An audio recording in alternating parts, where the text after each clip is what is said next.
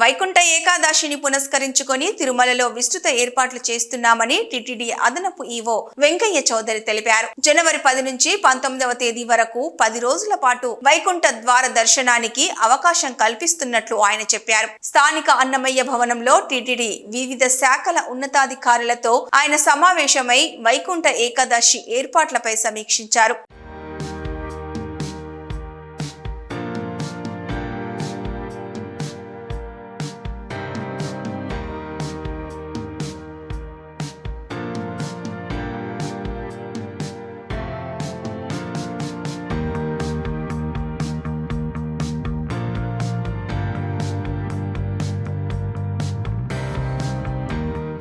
వైకుంఠ ఏకాదశికి 40 రోజులు మాత్రమే ఉండడంతో సన్నద్ధం కావాలని ఆయా శాఖల అధికారులందరినీ ఆదేశించారు. వైకుంఠ ద్వార దర్శనాల్లో సాధారణ భక్తులకు ప్రాధాన్యత ఇవ్వాలని తెలిపారు.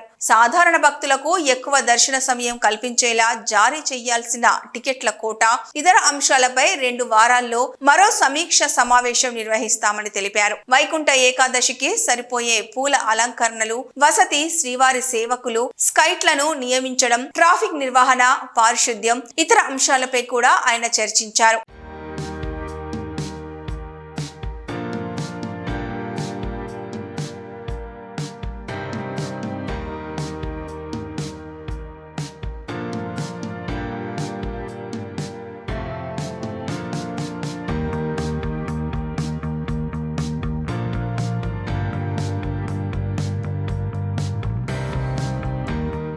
వైకుంఠ ఏకాదశి 10 రోజుల్లో ప్రోటోకాల్ విఐపీలు మినహా ఇతర విఐపీ బ్రేక్ దర్శనాలు రద్దు చేస్తున్నట్లు తెలిపారు. జనవరి 10 నుంచి 19వ తేదీ వరకు 10 రోజుల పాటు చంటి బిడ్డలు, వృద్ధులు, దివ్యాంగులు, ఆర్మీ, ఎన్ఆర్ఐ దర్శనాలు, ఇతర ఆర్జిత సేవలు రద్దు చేస్తున్నట్లు వెల్లడించారు. మాతృశ్రీ తరిగొండ వెంగమాంబ అన్నప్రసాద కేంద్రంలో 10 రోజుల పాటు ఉదయం 5 గంటల నుంచి అర్ధరాత్రి 12 గంటల వరకు అన్నప్రసాదం పంపిణీ చేయబడుతుందని తెలిపారు.